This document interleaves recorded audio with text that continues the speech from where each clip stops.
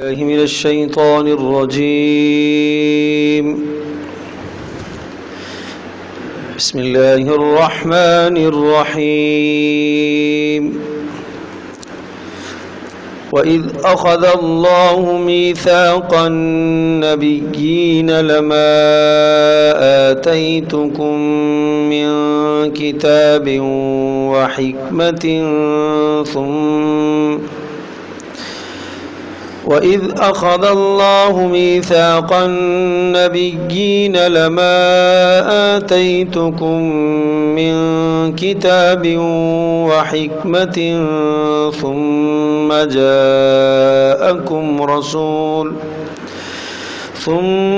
جاءكم رسول مصدق لما معكم لتؤمنن به ولتنصرنه قال أأقررتم وأخذتم على ذلكم إصري قالوا أقررنا قال فاشهدوا وأنا معكم من الشاهدين فمن تولى بعد ذلك فأولئك هم الفاسقون. أفغير دين الله يبغون وله أسلم من في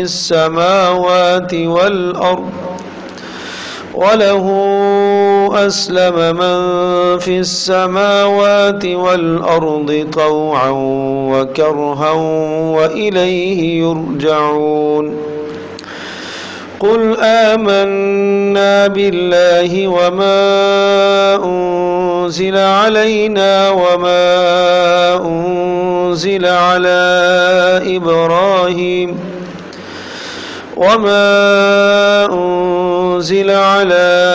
إبراهيم وإسماعيل وإسحاق ويعقوب والأسباط وما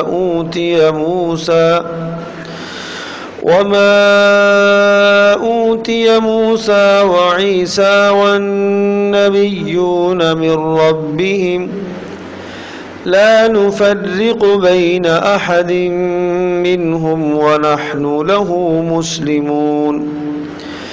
ومن يبتغ غير الإسلام دينا فلن يقبل منه وهو في الآخرة من الخاسرين.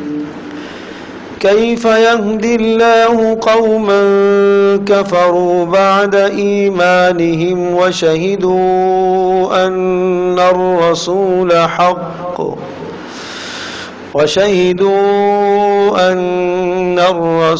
حق وجاءهم البينات والله لا يهدي القوم الظالمين. أولئك جزاؤهم أن عليهم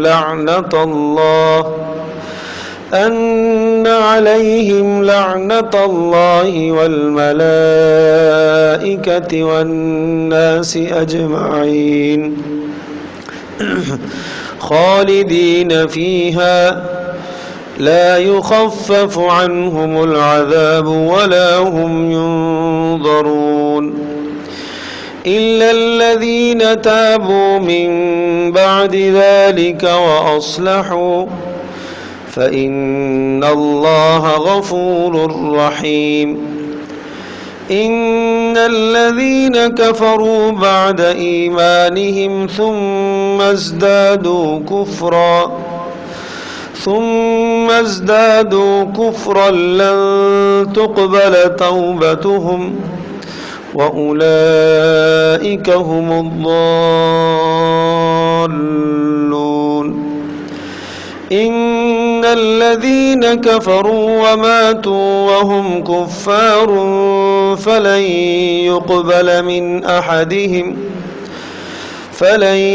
يقبل من أحدهم ملء الأرض ذهبا ولو افتدى به أولئك لهم عذاب أليم وما لهم من ناصرين.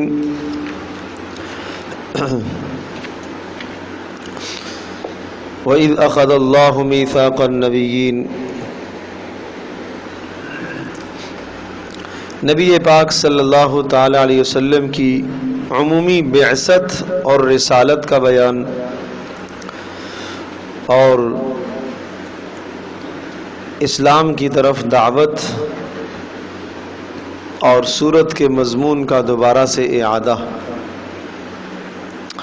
وَإِذْ أَخَذَ اللَّهُ، اور وہ وقت یاد کرو کہ جب لیا اللہ تبارک تعالی نے میثاق النبیین، نبیوں سے، سارے کے سارے نبیوں سے وعدہ لیا. میثاق وعدہ، النبیین سارے نبیوں سے. کیا وعدہ لیا؟ یہ لما آتیتکم، کہ جب آئے تمہارے پاس، لما آتیتکم جب میں بھیجوں تمہارے پاس، من کتاب کسی کتاب کو، وحکمت اور حکمت اور دانائی کی باتوں کو، ثم جاءکم رسول اور پھر تمہارے پاس آئیں ایک رسول عظمتوں والے، مصدق اور تصدیق کرنے والے، لما معکم جو تمہارے ساتھ ہے، یعنی تمہاری کتابوں کی اور حکمتوں کی تصدیق کرنے والے ہوں، تو لتؤمنن بہ تو تم سب ان پر دل سے ایمان لانا، ولتنصرن اور ضرور تم ان کی مدد کرنا. قال اللہ پاک نے ارشاد فرمایا، اقررتم کیا تم اس بات کا اقرار کرتے ہو، واخذتم علی ذالکم اسری اور میرے اس عہد کو تم نے قبول کیا ہے. قالوا سب رسولوں نے کہا اقررنا ہم نے اقرار کر لیا. قال فاشهدوا وانا معکم من الشاہدین تو اللہ نے ارشاد فرمایا تم گواہ رہو میں بھی تمہارے ساتھ گواہوں میں سے ہوں. رسول پاک صلی اللہ تعالی علیہ وسلم کو اللہ تبارک تعالی نے عمومی نبوت عطا فرمائی ہے، قیامت تک آنے والے سارے انسانوں کے لیے اور سارے جنات کے لیے آپ علیہ الصلوۃ والسلام نبی ہیں. اسی طرح سے حضرت صلی اللہ تعالی علیہ وسلم کی نبوت گزشتہ نبیوں کے لیے بھی ہے. نبی پاک صلی اللہ تعالی علیہ وسلم کی نبوت اور رسالت پر تمام نبیوں کو اللہ پاک نے حکم دیا ایمان لانے کا اور رسالت کے اقرار کرنے کا، اور تمام رسولوں سے اس بات کا عہد لیا گیا کہ اگر نبی آخر زمان تمہارے زمانے میں آگے تو تم نے ان پر ایمان بھی لانا ہے اور ان کی تم نے مدد بھی کرنی ہے. اور ساتھ ساتھ یہ بھی سمجھایا کہ تم نے اپنی قوموں کو بھی اس بات پر بتانا ہے اور متنبہ کرنا ہے کہ وہ نبی آخر زمان پر ایمان لائیں اور ان کی مدد کریں. اپنی قوموں کو بھی آپ نے سمجھانا ہے اور خود بھی آپ نے ایمان لانا ہے. تو سب انبیاء علیہ الصلوۃ والسلام نے اس بات کا اقرار فرمایا اور عہد کیا کہ ہاں ٹھیک ہے ہم ایسا کریں گے. تو اس اعتبار سے رسول اکرم صلی اللہ علیہ وسلم کی نبوت وہ تمام نبیوں کے لیے بھی ہے، گویا کہ آپ علیہ الصلوۃ والسلام تمام رسولوں کے رسول ہیں، تمام نبیوں کے آپ نبی ہیں. سمجھے جی؟ تو اس سے نبی پاک صلی اللہ علیہ وسلم کا آپ اعزاز اور آپ علیہ السلام کی عزت کا آپ اندازہ فرما لیجئے. تو کیا ارشاد فرمایا وَإِذْ أَخَذَ اللَّهُ، پھر دیکھیں آیت کو، اور جب ہم نے وعدہ لیا، اِذْ أَخَذَ اللَّهُ جب اللہ نے لیا، میثاق وعدہ، النبیین نبیوں سے آپ نے وعدہ لیا، لما آتیتکم کہ جب میں تمہیں دوں گا، یعنی جب میں تمہیں رسول بناؤں گا، من کتاب تمہیں اے رسولو تمہیں جب میں کتاب دوں گا یعنی تمہیں احکام دوں گا، وحکمت اور تمہیں حکمت اور دانائی کی باتیں بتاؤں گا، تو اس کے بعد یعنی تمہیں نبوت کے پر سرفراز ہونے کے بعد ثم جاءکم رسول پھر آئیں گے آخر میں تمہارے پاس رسول، مصدق وہ تصدیق کر رہے ہوں گے، لما معکم جو کچھ تمہارے پاس ہے، یعنی تمہاری کتابوں کی اور تمہارے علوم کی اور تمہارے دین کی وہ تصدیق کریں گے، تکذیب نہیں کریں گے. اگر یہ رسول تم پاؤ تو لتؤمنن بہ تم نے ان پر ایمان لانا ہوگا، وَلَا تَنْصُرُنَّ اور تم نے ان کی مدد لازمی کرنی ہوگی۔ قال اللہ نے پوچھا کہا اقررتم کیا تم نے اقرار کیا، وَأَخَذْتُمْ عَلَى ذَلِكُمْ إِسْرِي اور میرے عہد پر تم نے شرط کو قبول کیا، وَأَخَذْتُمْ اور تم نے لے لیا عَلَى ذَلِكُمْ اس پر إِسْرِي میرے عہد کو، قالوا سب نے کہا اقررنا ہاں ہم نے گواہی قبول کر لی، اور قال فاشهدوا اللہ نے ارشاد فرمایا پھر تم گواہ رہو میں بھی تمہارے ساتھ ہوں، یعنی میں بھی محمد صلی اللہ علیہ وسلم کی رسالت پر گواہ ہوں۔ فمن تولا من بعد ذلک اب اس کے بعد بھی جو بھی پھرے گا، فمن تولا جو اعراض کرے گا، من بعد ذلک اس کے بعد، کس کے بعد؟ محمد صلی اللہ تعالی علیہ وسلم کی رسالت کا اقرار سارے انبیاء سے لیا گیا، اب اگر کوئی آدمی محمد صلی اللہ علیہ وسلم پر ایمان نہیں لائے گا، اعراض کرے گا، فاولئک هم الفاسقون تو ایسے لوگ تو پکے نافرمان ہے، فاسق اطاعت سے نکلنے والا۔ بات سمجھ میں آ گئی جی؟ تو رسول اکرم صلی اللہ تعالی وسلم کی رسالت پر یہ گواہیاں دی جا رہی ہے۔ پھر اس کے بعد فرمایا افغیر دین اللہ یبغون محمد صلی اللہ تعالی وسلم کو جو مذہب اللہ پاک نے دیا ہے، اسلام دیا ہے، افغیر دین اللہ یبغون کیا اللہ کے دین کے علاوہ، کیا اللہ کے ضابطے کے علاوہ کوئی اور دین تلاش کرتے ہیں؟ افغیر دین اللہ کیا اللہ کے بتلائے ہوئے قانون اور دین کے علاوہ یبغون کوئی اور راستہ تلاش کرتے؟ یہ کیا ہو گیا ہے کہ اللہ کا قانون، معاشرت میں بھی اللہ کا قانون نبی کی زندگی موجود ہے، معاملات میں بھی اللہ کے قانون نبی کی زندگی موجود ہے، اور شادی بیاہوں کے اندر بھی اللہ کے قانون نبی کی زندگی تمہارے لیے موجود ہے، سیاسی امور میں بھی اللہ پاک کے قوانین نبی علیہ السلام کی زندگی موجود ہے۔ اب ان سب کو چھوڑ کر کہاں جائیں گے؟ افغیر دین اللہ یبغون اللہ کے قانون، اللہ کے فیصلے، اللہ کے ضابطے، اللہ کے دین کو چھوڑ کر کیا چیز چاہتے ہیں یہ؟ لیکن سن لو وَلَهُ مَنْ أَسْلَمَ تم اگر اطاعت نہیں کرتے ہو، اللہ کی نہ مانو تو نہ مانو، وَلَهُ أَسْلَمَ اس اللہ کے سامنے جھک رہا ہے، مَنْ فِي السَّمَاوَاتِ جو آسمانوں میں ہے یعنی ملائکہ، وَالْأَرْضِ اور جو زمینوں میں ہے بے شمار مخلوقات اس اللہ کے سامنے جھکے ہوئے، طَوْعًا وَكَرْهًا خوشی سے بھی، وَكَرْهًا اور بادل ناخواستہ نہ چاہتے ہوئے بھی۔ ٹھیک ہے اگر تم نہیں جھکتے ہو تو وَإِلَيْهِ يُرْجَعُونَ اسی ہی کی طرف لوٹائے جاؤ گے، پھر وہ حساب کرے گا آپ سے۔ قل کہہ دیجئے، اب دین کا خلاصہ کیا ہے، ہم آپ کو یہ بتانا چاہ رہے ہیں کہ یہ خلاصہ آمنا باللہ آپ کہہ دیجئے ہم ایمان لائے اللہ پر، وما انزل علینا وما اس چیز پر انزلہ جو اتارا گیا علینا ہماری طرف، وما اور ان مضامین پر یا ان چیزوں پر انزلہ جو اتارے گئے علی ابراہیم ابراہیم پر، اسماعیل پر، اسحاق پر، یعقوب پر، اور والاسباط اور ان کی اولادوں پر۔ کن کی اولادوں پر؟ یعقوب علیہ السلام کی اولادوں پر۔ اسباط سبت کی جمع ہے، اور سبت کہتے ہیں پوتے کو، پوتے کو بھی کہا جاتا ہے، نواسے کو بھی کہا جاتا ہے جی، پوتے اور نواسوں کی جو آگے نسلیں ہیں ان سب کو اسباط کہا جاتا ہے۔ ٹھیک ہے، تو یعقوب علیہ السلام کی اولادوں میں پھر انبیاء آئے ہیں آگے، چونکہ ان کی اولادوں میں پھر پوتوں میں بھی اور آگے نواسوں میں بھی نسلیں چلی ہیں انبیاء کی، تو اس لیے اسباط یعقوب ان کو کہا جاتا ہے۔ اور جو کچھ اچھا ان میں کون ہیں؟ ان میں جیسے کہ داؤد علیہ السلام ہے، سلیمان علیہ السلام ہے، ایوب علیہ السلام ہے، یونس علیہ السلام ہے، زکریا علیہ السلام ہے، یحییٰ علیہ السلام ہے، تو یہ انبیاء سارے کے سارے آئے کہاں؟ یعقوب علیہ السلام کی اولاد میں سے، یہ اسباط کہلاتے ہیں۔ فما اوتیا اور وہ تمام، اس کا تعلق بھی پیچھے والے کلام سے ہے، یعنی ہم ایمان لائے اللہ پر، اور جو ہماری طرف اتارا گیا اور جو ابراہیم، اسماعیل، اسحاق اور یعقوب اور اسباط پر اتارا گیا اس پر بھی ایمان لائے۔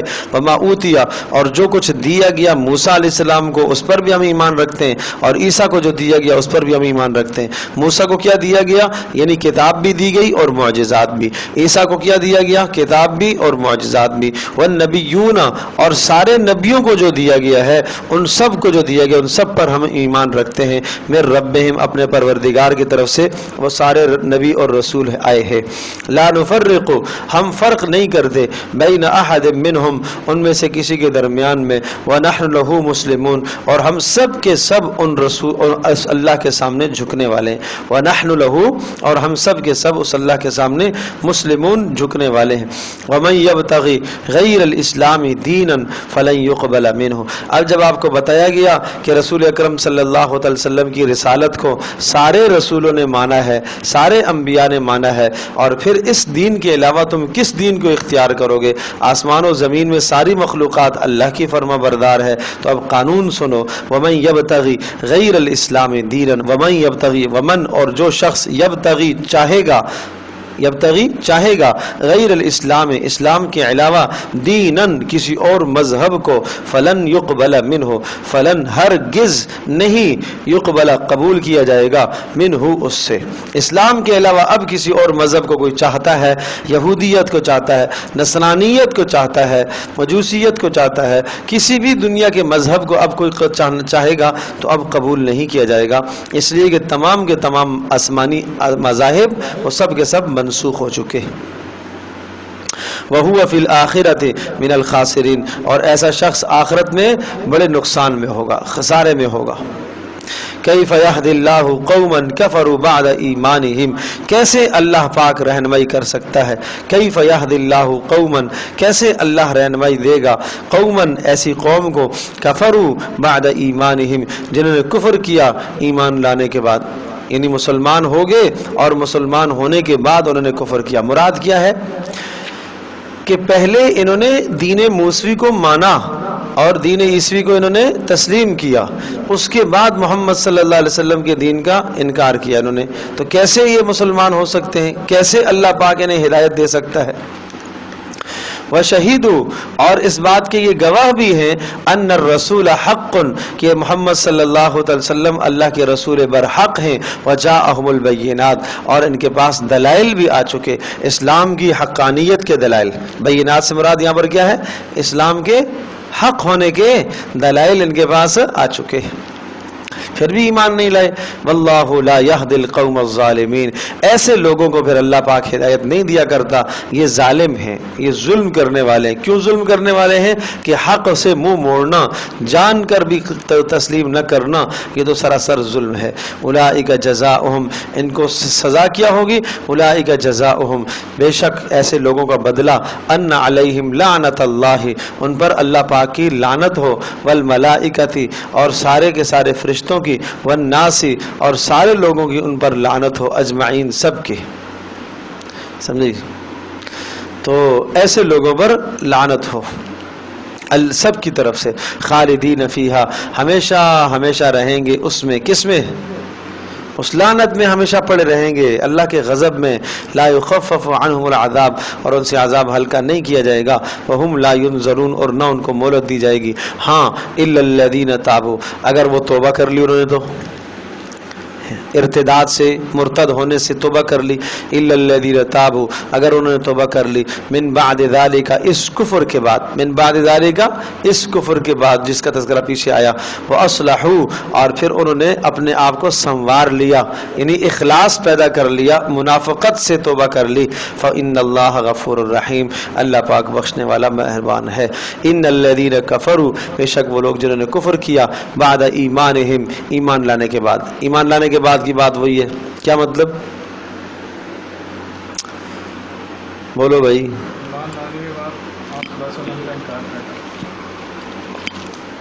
کون سے ایمان لانے کے بعد؟ ہاں دین موسوی کو مانا ہے انہوں نے، دین عیسوی کو مانا ہے، ان نبیوں پر ایمان رکھتے تھے اور ان کتابوں کے اندر بتایا گیا کہ رسول آخر زمان آئیں گے اور یہ شناخت اور نشانیاں ہوں گی، تو پہلے ان کتابوں پر ایمان، اور پہلے گویا کہ اس نبی پر بھی ایمان تھا ہی تھا کہ ٹھیک ہے بھائی نبی آخری آئیں گے تو ہم مانیں گے۔ لیکن اب انہوں نے انکار کر دیا. ان الذین کفروا، بے شک وہ لوگ جنہوں نے کفر کیا، بعد ایمانہم، ایمانوں کے بعد، ثم ازدادوا کفرا، اور پھر کفر میں بڑھتے چلے گئے. چونکہ پہلے کفر سے توبہ جب انہوں نے نہیں کی تو اب کیا کیا انہوں نے؟ ایک تو نبی کو نہ ماننا ایک الگ جرم، اور پھر اس کے بعد مخالفت کرنا دوسرا جرم، سمجھے، اور پھر دوسرے لوگوں کو بھی روکنا نبی کی بات ماننے سے، یہ اس پر جرم ہے. تو اس لیے فرمایا ثم ازدادوا کفرا، پھر ان کا کفر بڑھتا چلا گیا. لن تقبل توبتهم، ان کی توبہ کو قبول نہیں کیا جائے گا. اولئک هم الضالون، اور یہ لوگ ہیں بڑے پکے گمراہ. ان الذین کفروا، بے شک وہ لوگ جنہوں نے کفر کیا، وماتوا، اور مرے، وهم کفار، اس حالت میں کہ وہ کفر پر تھے، کفر پر خاتمہ ہوا. فلن يقبل من احدهم، آخرت میں کیا ہوگا؟ ہرگز قبول نہیں کیا جائے گا. فلن يقبل، ہرگز قبول نہیں کیا جائے گا، من احدہم، ان میں سے کسی ایک سے. کیا نہیں قبول کیا جائے گا؟ ملء الارض ذهبا، پوری زمین جتنا سونا. مل بڑا ہوا، ارض زمین، ذهبا سونا، یعنی پوری زمین بھر کر بھی اگر سونا دیا جائے وہ دے گا تو قبول نہیں کیا جائے گا. بلا وفتدا بہ، اگرچہ وہ اپنی جان چھڑانے کے لیے اتنا سونا بھی دے گا تو آخرت میں خلاصی نہیں ہوگی. یہ اشارہ اس بات کی طرف کہ دنیا کے اندر آدمی گناہ سے، اپنے جرم سے، اپنی سزا سے اپنے آپ کو بچا لیا کرتا ہے، سمجھے، کسی سفارش کے ذریعے سے اور کسی رشوت کے ذریعے سے. آخرت میں اتنی بڑی رشوت بھی قبول نہیں کی جائے گی. فلن يقبل، ہرگز نہیں قبول کیا جائے گا، منہم، ان سے، کیا چیز؟ ملء الارض ذهبا. یہ تو ناممکن ہے کہ اتنا سونا کسی کے پاس آئے کہ پوری زمین کے وزن جتنا سونا، لیکن فرمایا کہ اگر اتنا سونا بھی وہ لے کر آئے گا تو قبول نہیں کیا جائے گا. یعنی وہ وہاں اتنا سونا صدقہ دے کر اپنی جان چھڑانا چاہے تو نہیں، اس لیے کہ وہ عمل جو ہے اب عمل کا وقت نہیں ہے. اولئک لهم عذاب علیم، ایسوں کے لیے دردناک عذاب. وما لهم من ناصرین، اور بہترین وما لهم، اور نہیں ہے ان کے لیے کوئی مددگار بھی نہیں ہے کہ جو وہاں ان کو چھڑائے گا. لن تنالوا البر حتى تنفقوا مما تحبون، نیکی کی ترغیب، کامل نیکی، ایک اعتراض کا جواب، بیت اللہ کے فضائل،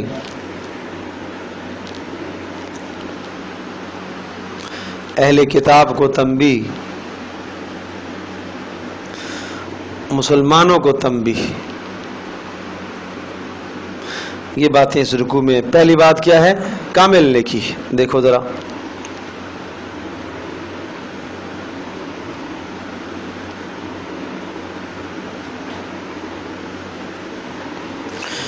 لن تنالوا البر حتى تنفقوا مما تحبون، ہرگز نہیں پا سکتے ہو تم البر، مکمل نیکی کو، کامل نیکی کو تم نہیں حاصل کر سکتے، حتیٰ، یہاں تک کہ تنفقوا، تم خرچ کرو، مما، وہ مال، تحبون، جو تمہیں پسند ہو. اپنے محبوب مال کو خرچ کرو، محبوب مال کو، پسندیدہ مال کو اللہ کے راستے میں خرچ کرو. اس آیت کے نازل ہونے کے بعد پھر صحابہ کے جذبے دیکھیے کیا جذبے تھے. حضرت طلحہ انصاری رضی اللہ تعالیٰ عنہ، اللہ کے رسول میرے پاس یہ ایک باغ ہے، روحا، بے روحا کا نام تھا اس کا، اب بھی مدینہ منورہ میں اس کے نشانات موجود ہیں. کنواں تھا، بڑا شاندار کنواں تھا اس باغ میں، میٹھا پانی تھا، پورے مدینے میں بہت بہترین اس کا پانی سمجھا جاتا تھا. تو کہا اللہ کے رسول میری ساری جائیداد میں مجھے سب سے اچھا اور پسندیدہ یہ باغ لگتا ہے، یہ باغ میں اللہ کے نام پر وقف کرتا ہوں، آپ جہاں چاہیں اس کو تصرف فرمائیں. تو رسول پاک صلی اللہ علیہ وسلم نے ان سے وہ باغ لیا اور آپ علیہ السلام نے اپنے قرابت داروں میں اس کو تقسیم کر دیا تھا. تو اس طرح سے ان کے جذبات تھے. ایک اور شخص آئے، کہا اللہ کے رسول میرے مال میں سب سے قیمتی یہ باندی اور لونڈی ہے، یہ مجھے عزیز ہے، تو لہٰذا اس کو آپ لیں، جہاں چاہیں آپ اس کو جو ہے استعمال کریں، ایسے بیچ کر آپ اسلام پر لگائیں. تو ہر ایک نے اپنی اپنی پسندیدہ چیز کو، محبوب چیز کو لا کر پیش کیا اور اللہ کے راستے میں قربان کیا. تو ہمیں بھی یہی جذبہ رکھنا چاہیے کہ جب نیکی کرو اور مال خرچ کرو تو گھٹیا مال مت دیا کرو، عمدہ مال، پسندیدہ مال، بہترین اور خوب مال دیا کرو، اچھا مال جو آپ کو اچھا لگے تو وہ اپنے لیے آخرت میں سیو کر لیا کرو. مسئلہ یہ ہے کہ تم فقیر کو دے رہے ہو تو اس کا مطلب کیا ہوا؟ آپ اپنے لیے محفوظ کر رہے ہو آخرت میں بھائی، تو اپنے لیے پھر گندا مال تو نہ بھیجو نا، سمجھے جی؟ اللہ اکبر اللہ اکبر اللہ اکبر۔ اب بات وہی ہے کہ ایک جو ہے وہ بادشاہ نے اپنے 3 وزراء سے کہا اور ان کے ہاتھ میں تھیلے دیے کہ یہ لے جاؤ اور باغ سے تم پھل بھر کے لے آؤ، سمجھے جی، اور صاف صاف لے کر آنا۔ اب ایک وزیر نے کیا اس نے کہا بادشاہ کون سا سارا کھائے گا، تو اس نے جناب گلے سڑے ڈالے اور جلدی اس نے بورا بھر دیا اور کچھ صاف کوئی خراب کچھ کیا، اور دوسرا تھا اس اللہ کے بندے نے سارے ہی خراب ڈالے، کہا کون مشقت کرے گا، تکلیف کون کرے گا، بادشاہ نے تو کھانا نہیں ہے، سمجھے جی۔ اور تیسرے نے کہا کہ نہیں یار بادشاہ کا حکم ہے صاف ڈالنا ہے، اس نے سارے صاف ڈالے، ایک بھی خراب نہیں ڈالا، عمدہ ڈالے، اور پھر بادشاہ نے ان کے پاس لے کر آئے تو بادشاہ نے کہا کہ اب تینوں کو ایک ماہ کے لیے بند کر دو قید خانے میں، اور یہی ان کی غذا اور خوراک ہے، سمجھے۔ تو اب ظاہر سی بات ہے جس نے سارے ہی خراب ڈالے تھے وہ کیا کھاتا، تو مری گیا 2 دن میں، اور جس نے کچھ خراب ڈالے تھے کچھ ٹھیک ڈالے تھے تو وہ خراب نکلے، اور جو ٹھیک تھے کچھ بچے کھچے اس نے کھائے، اس کی بھی موت واقع ہو گئی، اور تیسرے نے صحیح ڈالے تھے تو وہ پھر وہ کھاتا رہا اور وہ بچ گیا۔ تو بالکل اسی طرح سے آخرت میں جو کچھ ہم نے یہاں سے بھیجا ہے آخرت میں آ جائے گا سامنے، گھٹیا بھیجو گے تو آپ کے سامنے وہی آئے گا، وہ آپ نے اپنے لیے بھیجا ہے۔ حضرت ابو درداء رضی اللہ تعالیٰ عنہ فرمایا کرتے تھے کہ مجھے جو اچھا مال لگتا ہے میں اپنے لیے رکھتا ہوں، مجھے جو اچھا مال لگتا ہے اپنے لیے رکھتا ہوں۔ کسی نے کہا اچھا یہ تو بڑی عجیب بات ہے، بتائیے کیسے اپنے لیے رکھتے ہو؟ کہتے ہیں میں آخرت میں بھیجتا ہوں، آخرت میں محفوظ کر لیتا ہوں، اللہ کے پاس بھیج دیتا ہوں اس کو، یہ اچھا ہے یہ مجھے کام آئے گا آخرت میں۔ ما عندکم ینفد وما عند اللہ باق، جو تمہارے پاس ہے ختم ہو جائے گا اور جو اللہ کے پاس ہے وہ باقی رہ جائے گا، تو میں اللہ کے پاس بھیج دیتا ہوں تاکہ اللہ کے پاس باقی رہ جائے، ہمارے پاس تو ختم ہو جائے گا۔ آدمی کہتا ہے میرا مال، حدیث میں آتا ہے مال اس کا وہی ہے جو اس نے کھا لیا، مال وہی ہے جو اس نے پہن لیا، اوہو جو اس نے پیچھے چھوڑا وہ اس کا تھوڑا ہی ہے، اصل مال اس کا وہ ہے جو اس نے آگے بھیج دیا، وہ اس کا اصل مال ہے، وہ کام آنے والا ہے۔ تو بھائی اپنی تنہائی کی کوٹھڑی قبر کے لیے کچھ نہ کچھ بندوبست کرو، بھائی بندوبست کرو۔ اللہ اکبر، بندوبست کی ضرورت ہے۔ رات کو ایک جگہ پر کسی صاحب کے گھر میں افتتاح تھا، تو وہاں پر بھی میں نے یہ مضمون بیان کیا ہے کہ اللہ تبارک و تعالیٰ نے گھر کی بات آئی تو بات عرض کروں کہ قرآن مجید میں سورۃ النحل میں گھر کو اللہ پاک نے نعمت بتایا ہے، گھر کو اللہ نے نعمت بتایا، اور کس گھر کو؟ وہاں جو گھر ذکر ہے نا وہ گھر ہے خیمہ، وہ بھی تمہارے لیے نعمت ہے، اور اسی طرح سے بھیڑوں کے بالوں سے بنے ہوئے گھر اس زمانے میں ہوتے تھے، اور اونٹوں کے بالوں سے، اور اسی طرح سے بکریوں کے بالوں سے، یہ بھی گھر ہے تمہارے لیے، یہ بھی بڑی نعمت ہے۔ اور فرمایا اگر تمہیں غاریں، پہلے زمانے میں غاروں میں لوگ جنگلوں میں کہیں دیکھی غار، اس کو اپنے لیے مسکن بنا لیا، چلو جی ہم یہاں ٹھہریں گے، یہ بھی تمہارے لیے گھر ہے، یہ بھی بڑی نعمت ہے، سمجھے نا؟ تو یہ اتنے بڑے جو ہے ایک معمولی چیزوں کو اللہ نے نعمت قرار دیا، تو آج کتنے عمدہ گھروں کے اندر ہم رہ رہے، کیا یہ نعمت نہیں ہے اللہ کی؟ کتنی بڑی اللہ کی نعمت ہے جی، کتنی بڑی نعمت ہے۔ تو اس نعمت کی قدر کیا کرو، اور اس نعمت کی قدر یہ ہے کہ اس کو ناجائز استعمال نہ کرو، اس گھر سے تکبر نہ ٹپکے، غرور نہ آئے، ٹھیک ہے نا؟ اور ایک بات یہ بھی عرض کرنی ہے کہ یہ گھر جتنے بڑے بڑے ہم بناتے ہیں نا، یہ دیکھ کر پھر موت کے بعد جو مرنے کے بعد کا گھر ہے اس کو بھی سوچا کرو کہ اس کے لیے میں نے کیا کیا ہے، اس گھر کے لیے تو میں نے ساری زندگی لگا دی ہے، اس کے لیے ہم نے کیا کیا ہے۔ اصل گھر تو موت کے بعد کا ہے، تو یہ صدقہ، یہ خرچ، یہ موت کے بعد کا جو آپ کا گھر ہے نا، یہ وہاں خوبصورتی پیدا کرے گا، سمجھا؟ یہ وہاں روشنی پیدا کرے گا، یہ وہاں آپ کے کام آنے والے اعمال ہیں۔ اس لیے صحابہ ان کے ذلوں میں آخرت تھی تو ہر وقت اپنے پسندیدہ مال کو خرچ کرتے تھے۔ وما تنفقوا من شيء فإن الله به عليم۔ کل پھر وما تنفقوا من شیء، اور ویسے تم جو بھی خرچ کرو گے اللہ پاک جانتا ہے. اگر ایسی چیز کو تم خرچ کرتے ہو جو تمہیں پسندیدہ اور محبوب نہیں ہے، آپ نے خرچ کر دیا، فإن اللہ، تو پھر بھی اللہ پاک جانتا ہے تمہیں اس پر ثواب تو دے گا ہی دے گا. کتنا کرم ہے، کتنا کرم ہے کہ کبھی اگر تمہارا دل اپنی پسندیدہ چیز کو خرچ کرنے کا نہیں چاہتا تو اس کا یہ معنی نہیں ہے کہ آپ خرچ نہ کرو، کسی طرح کی بھی دو گے تو تمہیں اجر تو ملے گا، لیکن کامل نیکی وہ ہے کہ اپنی پسندیدہ چیز کو خرچ کرو. کل الطعام کان حلا لبنی اسرائیل الا ما حرم اسرائیل علی نفسہ. کل الطعام، سارے کھانے، کان حلا، وہ حلال تھے، وہ درست تھے، جائز تھے، لبنی اسرائیل، بنی اسرائیل کے لیے. یہ ایک اعتراض ہے، دوسری بات جو عرض کی ہے ایک اعتراض کا جواب. سارے کھانے حلال تھے بنی اسرائیل کے لیے، الا ما حرم، ہاں مگر جو حرام کر دیا تھا اسرائیل نے، یعنی یعقوب علیہ السلام نے، علی نفسہ، اپنے اوپر، من قبل ان تنزل التوراۃ، تورات کے نازل ہونے سے پہلے پہلے. قل، کہہ دیجئے، فأتوا بالتوراۃ، لے آؤ تم تورات، فتلوہا، اس میں تلاوت کر کے تو دیکھاؤ، ان کنتم صادقین، اگر تم سچے ہو تو. اصل میں مسئلہ یہ ہوا تھا کہ یہود یہ کہتے تھے کہ جناب تورات کے اندر گوشت جو ہے نا اونٹ کا حرام قرار دیا گیا ہے. تورات میں اونٹ کا گوشت کیا ہے؟ حرام قرار دیا گیا ہے، لہٰذا ہم تو اونٹ کا گوشت نہیں کھاتے، اس لیے یہ نہیں کھاتے تھے. تو یہ ایک سوال تھا کہ آپ بھی نبی ہو اور ہمارے دین کے اندر تو اونٹ کا گوشت حرام تھا، آپ تو نبی ہو، آپ تو کھاتے ہو، آپ کیسے کھاتے ہو؟ اور آپ نام لیتے ہو موسیٰ کا اور عیسیٰ کا، جبکہ موسیٰ علیہ السلام یعنی دین موسوی میں تو اس کا گوشت اونٹ کا تو حرام تھا. تو اس سوال کا جواب یہ دیا گیا کہ اونٹ کا گوشت کسی بھی زمانے میں حرام نہیں رہا. البتہ حضرت یعقوب علیہ السلام کو ایک بیماری تھی، عرق النساء کی بیماری تھی، اور عرق النساء کی بیماری کے اندر بتایا جاتا ہے کہ اونٹ کا گوشت مضر ہوتا ہے، ٹھیک ہے، تو وہ نہیں کھاتے تھے. تو انہوں نے نہ کھانا از خود تجویز فرمایا تھا، حرام نہیں تھا. تو کسی چیز کا نہ کھانا ایک تو اس لیے ہوتا ہے کہ یہ مجھے مضر ہے، بیماری کی وجہ سے، پرہیز کی وجہ سے ایک آدمی حلال چیز کو نہیں کھاتا تو جائز ہے. نمبر دو، اس کو وہ طبیعتاً اچھی نہیں لگتی، نہیں کھاتا، جب بھی جائز ہے. لیکن اگر اس کا نہ کھانا کسی اعتقاد کی وجہ سے ہے تو پھر یہ ناجائز ہے، پھر یہ حلال کو حرام کرنا ہے، یہ گناہ ہے. بات سمجھے جی؟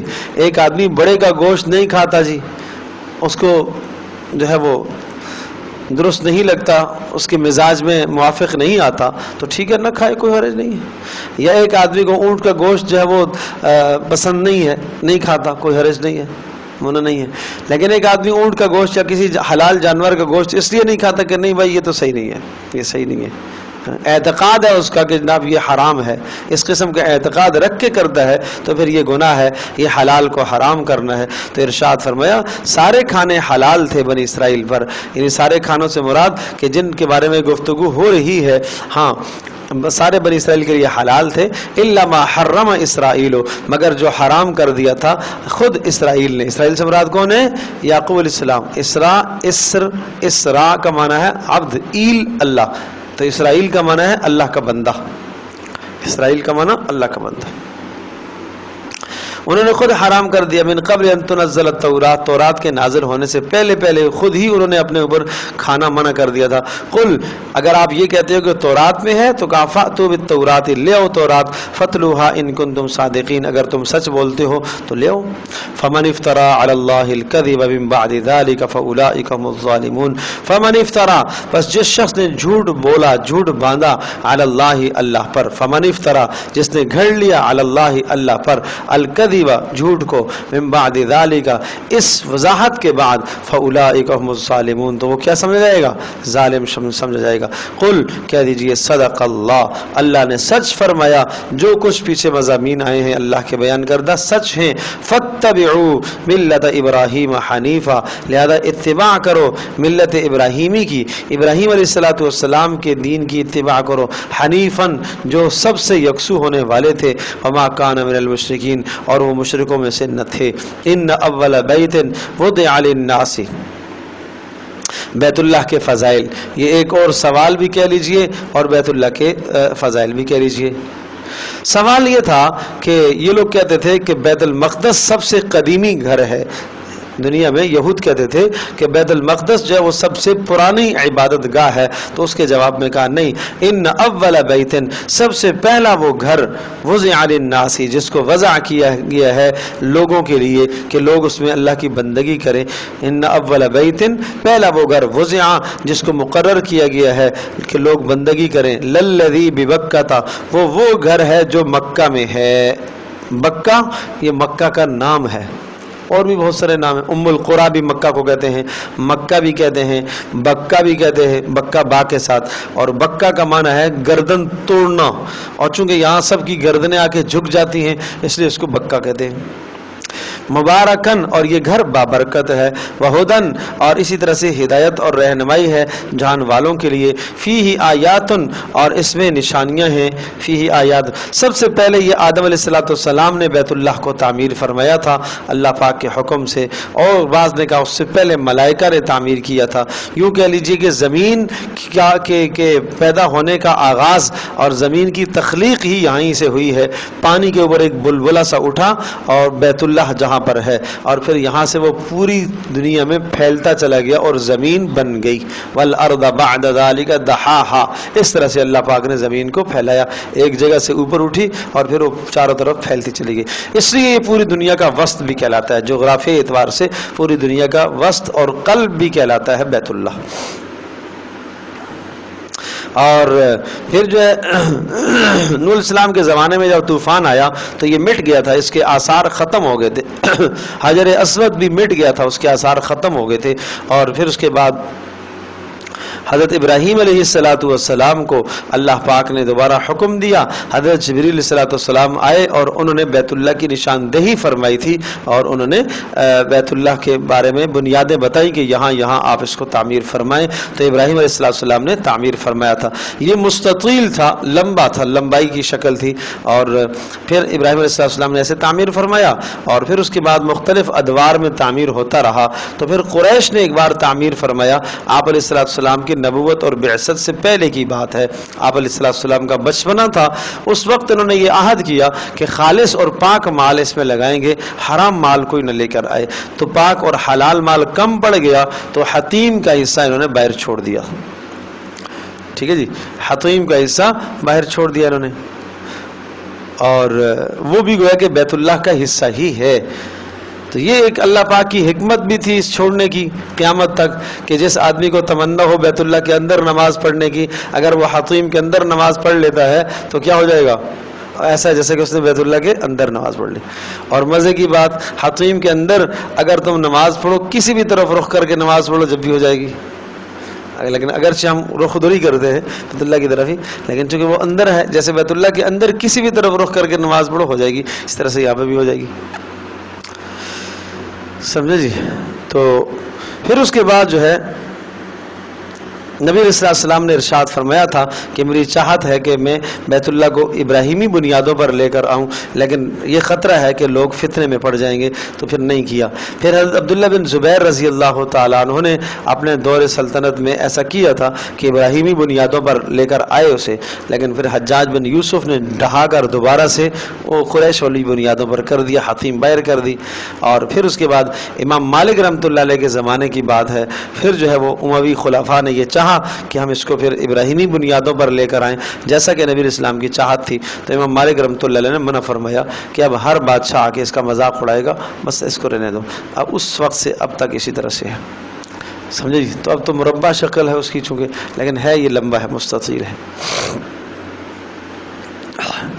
فیہ آیات بینات مقام ابراہیم، فیہ آیات، اس میں آیات نشانیاں ہیں، بینات بہت واضح نشانیاں ہیں، بیت اللہ کے فضیلتوں کی نشانیاں، ان میں سے ایک نشانی مقام ابراہیم، اس میں ابراہیم کا مقام بھی ہے۔ مقام ابراہیم اس پتھر کو کہا جاتا ہے جس پر کھڑے ہو کر ابراہیم علیہ السلام نے بیت اللہ کو تعمیر فرمایا تھا، اور یہ پتھر خود کرین کا کام دیتا تھا اور اوپر اٹھتا تھا اور جناب اوپر نیچے ہوتا، اور ابراہیم علیہ السلام اس کی تعمیر فرما رہے تھے، اور ابراہیم علیہ السلام کے پاؤں کے نشانات اس میں موجود ہیں۔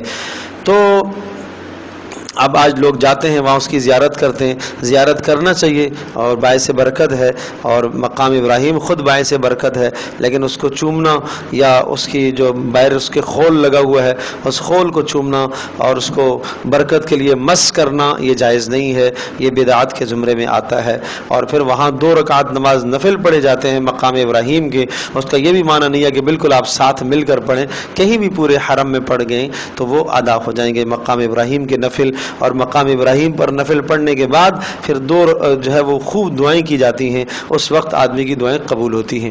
ہر طواف کے بعد یعنی مقام ابراہیم پر نفل پڑھے جاتے ہیں، 7 چکر پورے کرنے کے بعد عمرے کا طواف ہے، حج کا طواف ہے، اور اسی طرح سے اللہ آپ کو بھلا کرے ویسے نفلی طواف ہے تو تب بھی اس کے پورا کرنے کے بعد مقام ابراہیم پر نفل پڑھنے ہیں۔ سمجھے جی؟ مسائل سیکھ کے جانا چاہیے بھائی، جب جو لوگ وہاں جاتے ہیں اللہ پاک ہم سب کو بار بار لے جائے، لیکن مسائل نہیں جانتے ہو، مسائل سیکھ کے نہیں جاتے، پتہ کر کے نہیں جاتے، معلومات کچھ نہیں ہوتی ہیں، وہاں جا کے الٹی سیدھی حرکتیں کرتے ہیں، سمجھے جی؟ اور اس دن کا فون آیا مدینہ منورہ سے واپس آ رہے ہیں جی مکہ میں، تو بھائی ہم نے احرام نہیں باندھا جی، ہم آ گئے ہیں۔ کیوں نہیں باندھا؟ بس ایسے ہی نہیں باندھا۔ پھر سیر کرنے گئے تھے مدینہ سے واپس، ذوالحلیفہ سے احرام باندھنا پڑتا ہے، احرام کے بغیر اندر آئیں گے تو دم لازم آئے گا، اللہ کے بندوں کو پتہ ہی نہیں ہے، مسئلہ ہی معلوم نہیں ہے، سمجھے جی؟ اس دن ایک کا فون آیا اس کے علاوہ کہ بھائی میں نے جو ہے دوسرا والا عمرہ کیا ہے، دوسرا عمرہ کیا تو پھر تو حلق نہیں کیا میں نے، تو میں نے کہا حلق تو کرنا ہے بھائی، تو حلق نہیں کیا اس لیے نہیں کیا کہ پہلا عمرہ کر چکا تھا، بال تھے ہی نہیں تو حلق کس کا کروں، سمجھے جی؟ تو میں نے کہا بھائی یہ مسئلے پہ تمہیں یہیں سے سیکھ کے جانا چاہیے تھے کہ دوبارہ عمرہ کرنا افضل ہے، بار بار عمرہ کرنا افضل ہے، طواف افضل ہے، یہ مسائل سیکھ کے جانا چاہیے نا، پتہ ہی نہیں ہے مسائل۔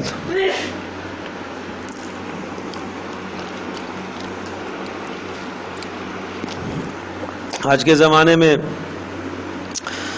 مغرب اور عشاء جو ہے وہ مزدلفہ میں پڑھنے کا حکم ہے، اور ظہر اور عصر جو ہے وہ عرفات میں ملا کر پڑھنے کا حکم ہے اگر آپ امام حج کے پیچھے ہیں، لیکن مغرب اور عشاء ہر حال میں چاہے امام حج کے پیچھے ہیں یا نہیں ہے، ہر حال میں وہ عشاء کے وقت میں آ کے پڑھنی ہے مزدلفہ کے اندر۔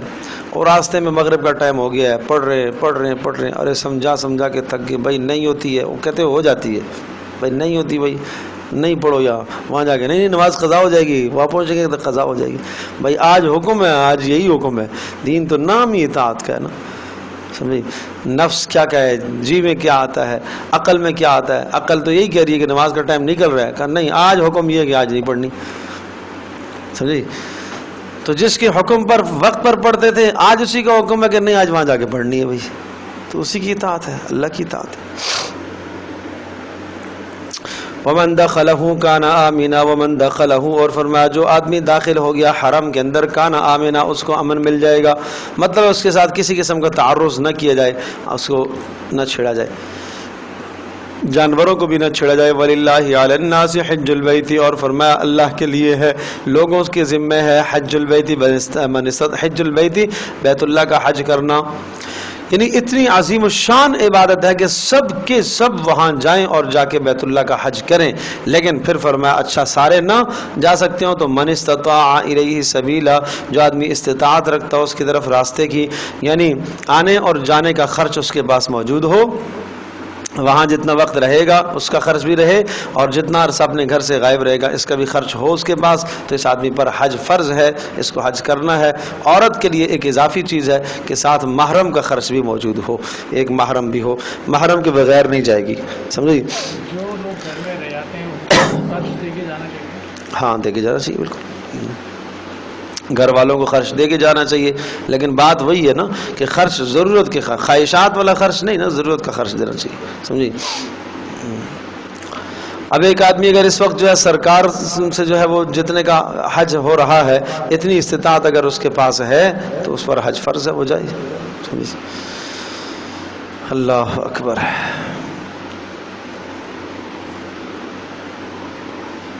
تو بات یہ عرض کر رہا تھا کہ عورت محرم کے بغیر جو ہے نا اس کے لیے جائز نہیں ہے، بالکل جائز نہیں ہے، محرم ہونا ضروری ہے، عورت کے ساتھ بالغ محرم کا ہونا ضروری ہے، قافلے کے اندر اگر عورت جا رہی ہے تو جب بھی محرم کا ہونا ضروری ہے، سمجھے؟ بہت سارے لوگ اس کے بغیر چلے جاتے ہیں، گناہ گار ہوں گے.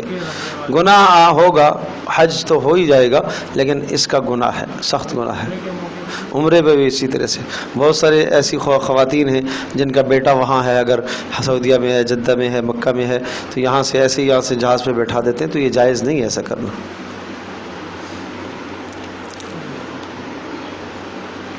ومن کفر فإن اللہ غنی عن العالمین، اور جس شخص نے انکار کیا فإن اللہ، تو بے شک اللہ پاک غنی، وہ بے پرواہ ہے جہان والوں سے. یعنی جو آدمی حج کی فرضیت کا انکار کرتا ہے، حدیث پاک میں آتا ہے کہ جو آدمی باوجود وسعت کے حج نہ کرے تو مجھے کوئی پرواہ نہیں ہے کہ وہ یہودی ہو کے مرے یا نصرانی ہو کے مرے.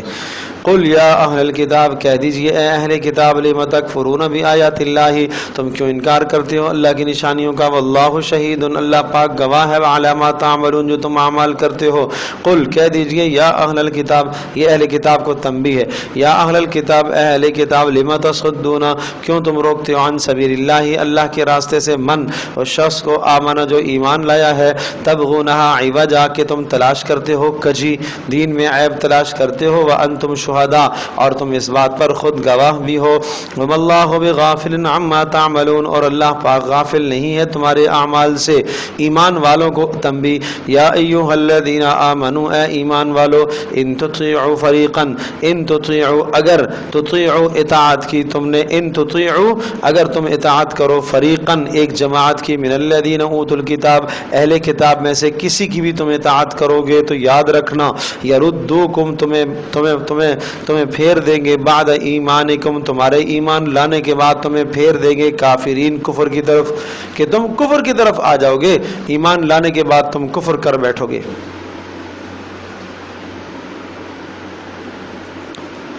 سمجھے، اور تمہیں لے آئیں گے اس حال پر، اس طرح سے تمہیں لے آئیں گے کہ تم کفر کرنے لگو گے. وکیف تک، ظاہر سی بات ہے کہ یہ دوستیوں کے نتائج ہیں، غیر مسلم قوموں کے ساتھ دوستیوں کے نتائج کیا ہیں، وہ تمہیں کفر کی طرف لے جائیں گے. سمجھے، تو اس لیے منع کیا جاتا ہے کہ غیر مسلموں سے دوستیاں اور تعلق نہیں رکھنے چاہیے. لوگ کہتے ہیں میرا ایک عیسائی دوست ہے، ارے بھائی کیوں دوست ہے تمہارا عیسائی دوست ہے، کرسچن دوست ہے، کیوں دوست ہے، ناجائز ہے اس کے ساتھ دوستی لگانا، کیا ضرورت ہے ہمیں دوستیاں اپنے ایمان برباد کرنے کی. جی، اور کچھ نہیں ہے تو کم از کم یہ ہے کہ اس کی محبت آپ کے دل میں آئے گی، اور اگر وہ آپ کے اسلام کے خلاف، دین کے خلاف کوئی بات کرتا ہے تو آپ اس کو روک نہیں سکو گے، اور جناب آپ کو وہ بات بری نہیں لگے گی، تو یہ برا نہ لگنا یہ بھی جرم ہے کہ وہ آپ کے نبی کی توہین کرے، آپ کے دین کی توہین کرے، اور آپ کو برا نہ لگے محبت کے چکر میں آ کر. وَكَيْفَ تَكْفُرُونَ، اور تم کیوں انکار کرو گے، کیسے کفر کرو گے اللہ پاک کا. وَأَنْتُمْ تُتْلَى عَلَيْكُمْ، اور وَأَنْتُمْ تُتْلَى عَلَيْكُمْ آیات اللہ، اور تمہارے سامنے اللہ کی آیات پڑھ پڑھ کے سنائی جاتی ہیں.